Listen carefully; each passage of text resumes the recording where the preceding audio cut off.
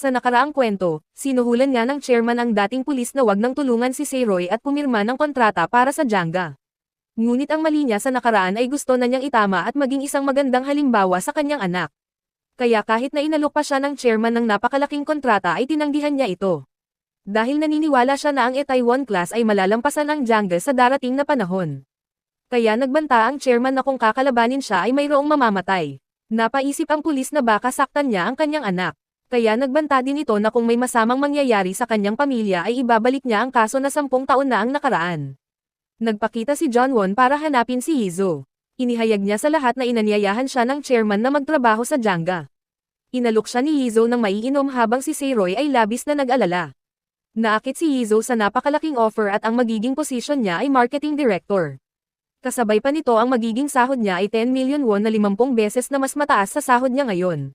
Na-shock si Hizo sa narinig. Ang hindi nila alam si Hizo ay advance mag-isip kaya nagkunwari siya na tinatanggap niya ang alok.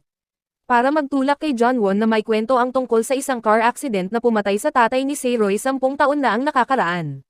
Ngunit biglang nakahalata si John Won at tumigil sa pagkwento. Pero huli na ang lahat. Na-record na ni Hizo ang kanilang pinag-uusapan. Alam ni John Won na niloloko siya kaya tinangka niyang kunin ang cellphone. Pero mas mabilis ang kamay ni Hizo. Tinangka niyang saktan ito pero isang mainit na kape ang bumuhos sa kanyang muka.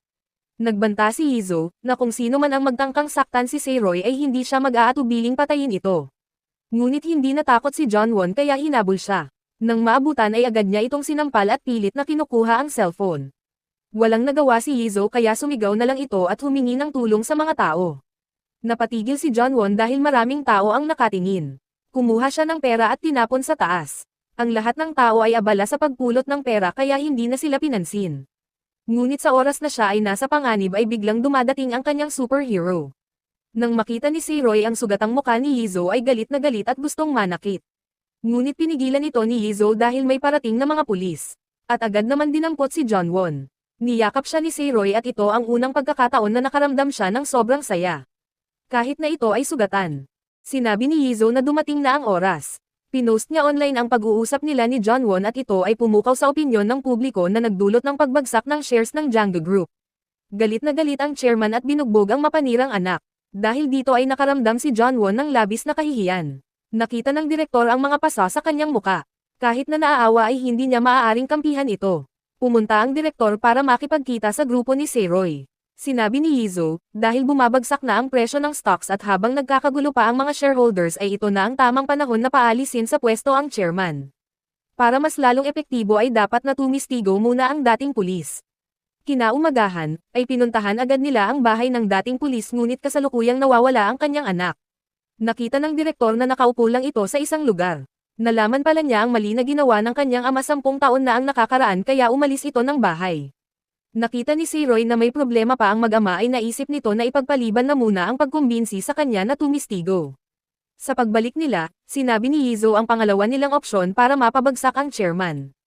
At ito ay sa oras na ipagtanggol ng chairman ang kanyang anak sa maling paraan. Sa parehong oras ay nakipagpulong ang chairman sa kanyang abogado para humingi ng payo kung ano ang dapat gawin. Pero iminungkahi ni Suha, na ang magandang gawin ay ipakulong si John Won para malinis ang pangalan ng kumpanya. Dahil kung pagtataksilan siya ng direktor, ang chairman ay matatanggal sa pwesto. Ngunit hindi pumayag ang chairman, at ang sabi niya ay mas gugustuhin pa niyang mawala ang kumpanya kaysa sa kanyang anak. At mabilis namang binalita ito ni Suha sa direktor at kay Seiroy. Umaayon ang lahat sa kanilang plano. Agad na nagsagawa ng internal meeting ang direktor para imungkahi ang pagpaputalsik sa chairman. Wala silang kaalam-alam na hinuhuli lang sila ng chairman. Kinabukasan, sa pagpupulong ng mga shareholders ay hindi inaasahan na magbabago ang sitwasyon.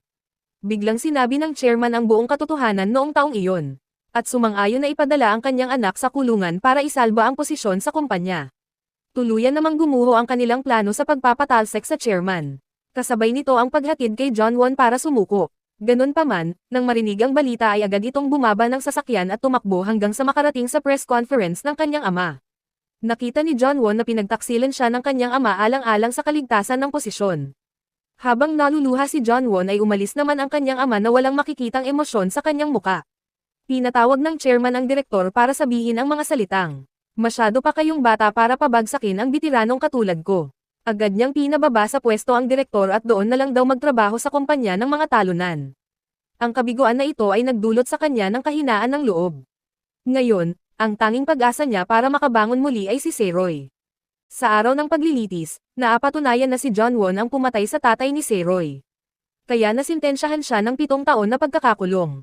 Ganun pa man, parang baliwala lang ito sa chairman dahil para sa kanya ang posisyon ang mas importante.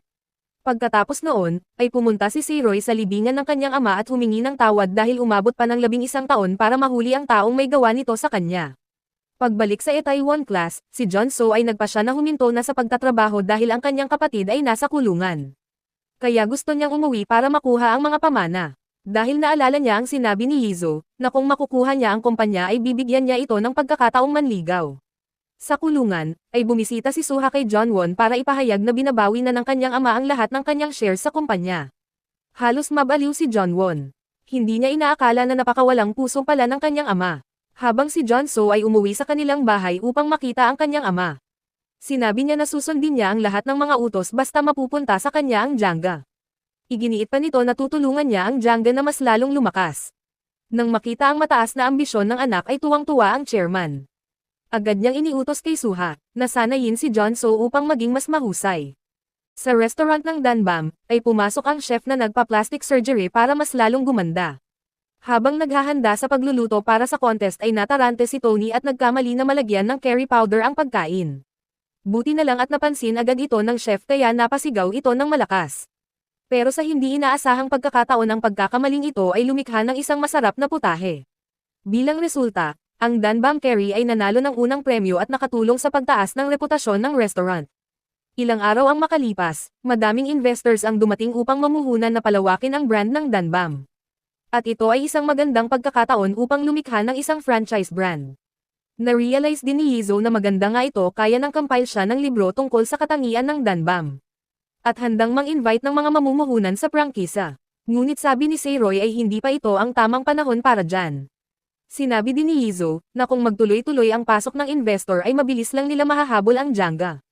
Subalit sa sumunod na istorya, ay sinabi rin ni Jin na tama naman ang mga plano ni Yizo. Ilang sandali ay sunod-sunod nang ang tumawag ang mga investors at minamadali sila dahil kung mabagal ang kanilang tugon ay hahanap na lang sila ng ibang restaurant. Ito ay nagdulot ng sakit ng ulo kay Yizo kaya pinuntahan niya si Seroy sa rooftop.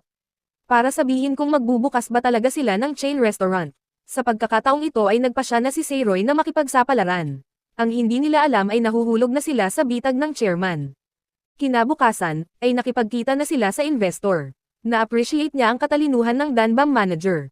Sinamantala agad ni Seroy ang pagkakataong iyon at agad na inalok ng 5 billion won para sa franchise. Ngunit si Yizo ay nag-aalangan. Nang hindi inaasahan ay sumang-ayon ang investor at mabilis na kumalat ang balita. Na nakaakit ng marami pang mga investor na gustong mamuhunan. Sa unang araw, ay nakalikom agad sila ng 10 billion won na investment. Umabot sa mahigit 50 katao ang nagparehistro para sa pagbubukas ng restaurant. Sa gabing iyon, pagbalik ng kanilang grupo ay bigla nilang nakita ang isang sugatan na matandang babae. Isinugod nila ito sa ospital para magamot. Nang hindi na naman inaasahan, nalaman nila na siya pala ay ang lola ni Tony. Pinakita ni Tony ang litrato ng kanyang nawawalang ama. Sinabi ng matanda na anak niya ang lalaking nasa larawan. At namatay ito sa isang aksidente sa trapiko maraming taon na ang nakakaraan. Sa sumunod na eksena, ay dumating na ang araw ng pangalawang yugto ng kompetisyon sa pagluluto. Ang chef ng bawat restaurant ay nagpapakitang gilas sa programa.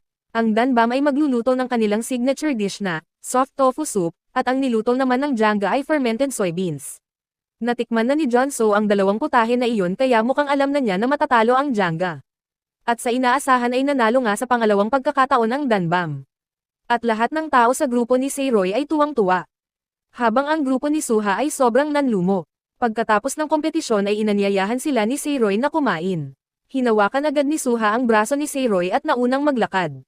Nainis si Yizo at pinaghiwalay ang dalawa. Masayang naghihinuman ang lahat at naglaro ng truth or consequence game. Napakamalas ni Yizo dahil siya ang unang tinuro ng bote. Tinanong siya ni John So, na kung makukuha ko na ba ang Jangga ay mamahalin mo na ba ako? Agad namang sumagot ng oo si Yizo dahil nangako ito. Ang sumunod na itinuro ng bote ay si Seroy. Tinanong si Seroy kung ano ba talaga ang relasyon nila ni Suha.